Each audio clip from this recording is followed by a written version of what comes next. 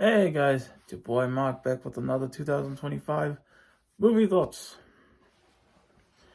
I finally watched, 6 months after release in cinemas, of course, Captain America Brave New World.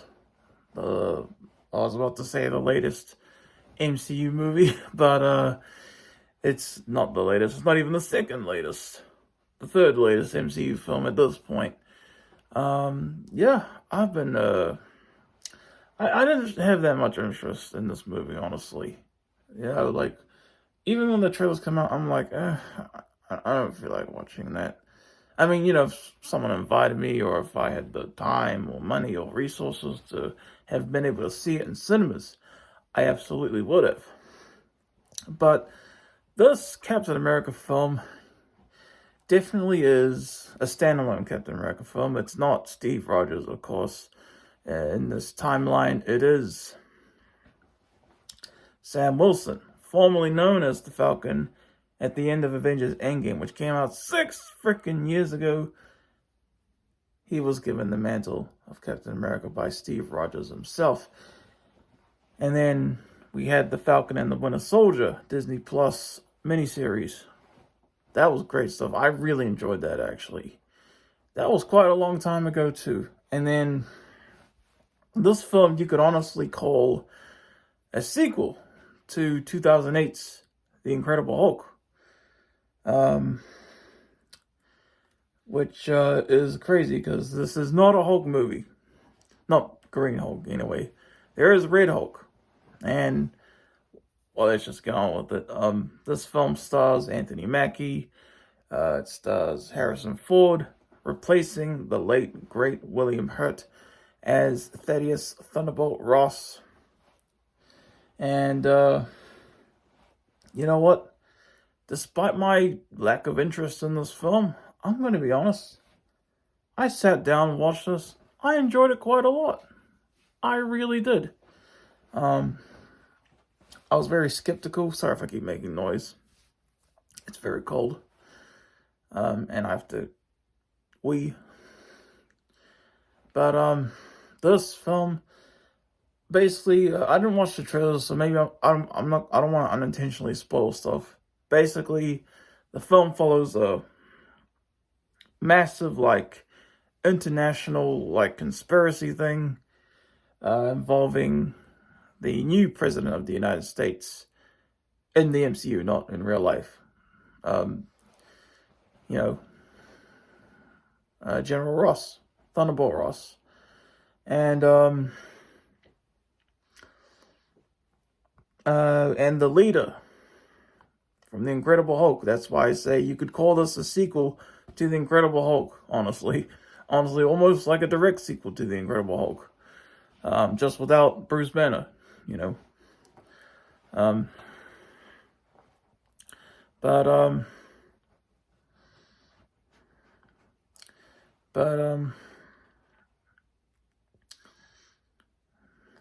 yeah, because you have the leader.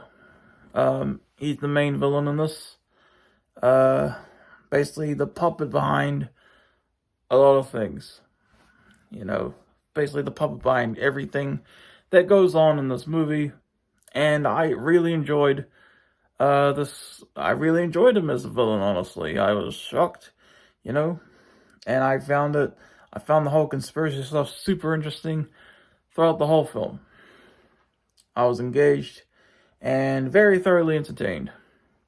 I understand people were put off because, it wasn't Chris Evans coming back for this.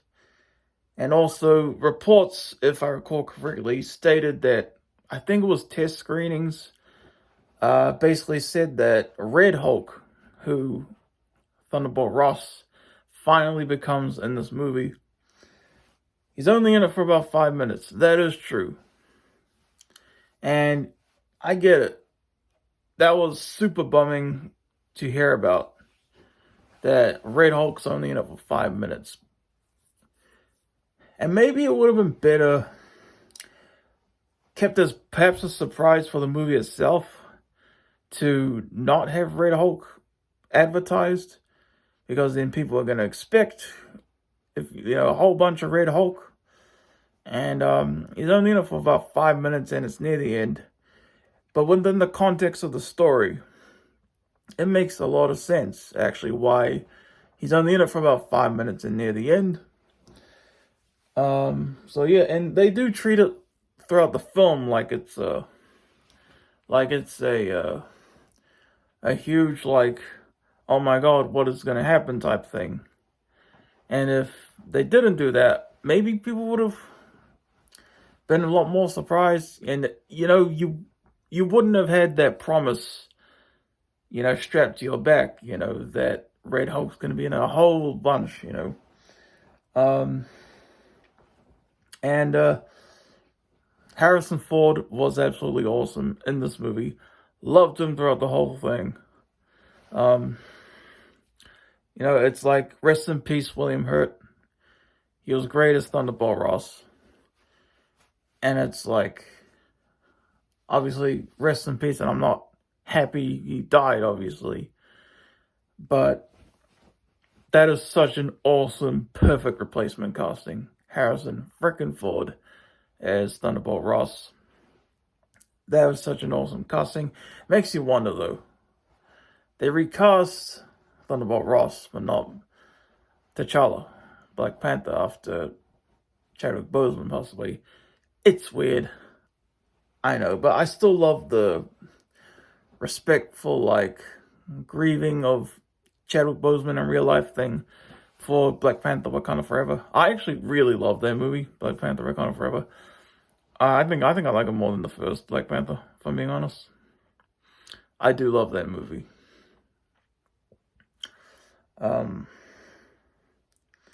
But I just find I understand that's a bit bizarre.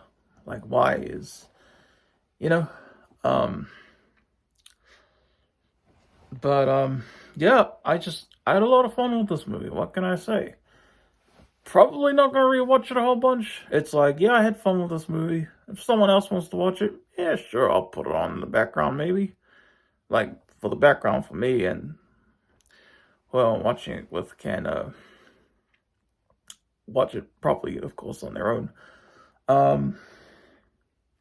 Giancarlo Esposito, Gustavo Fring himself, Stan Edgar from The Boys. He was great in it. He's not in it too much, but he's great. And yes, WWE wrestler Seth Rollins was originally in this movie, but he had been cut.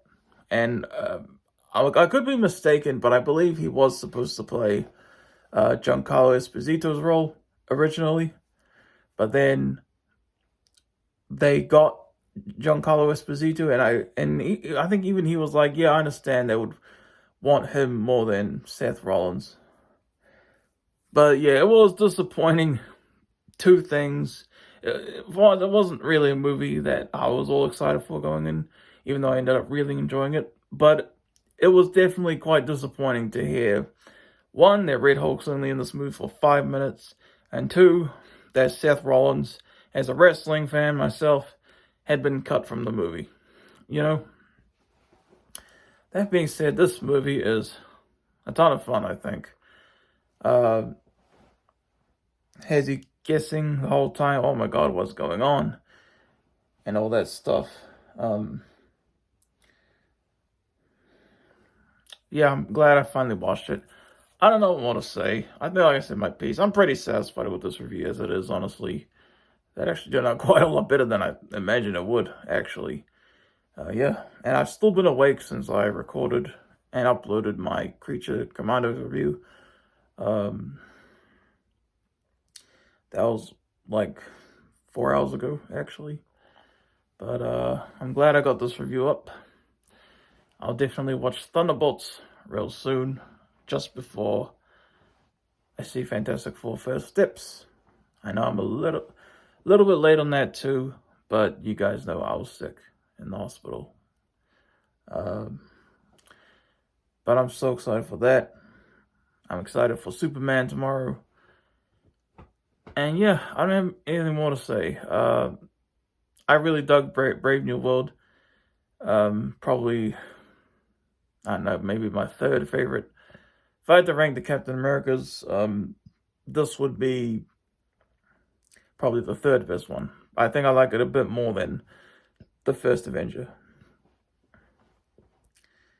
And yeah, so that's my review, guys.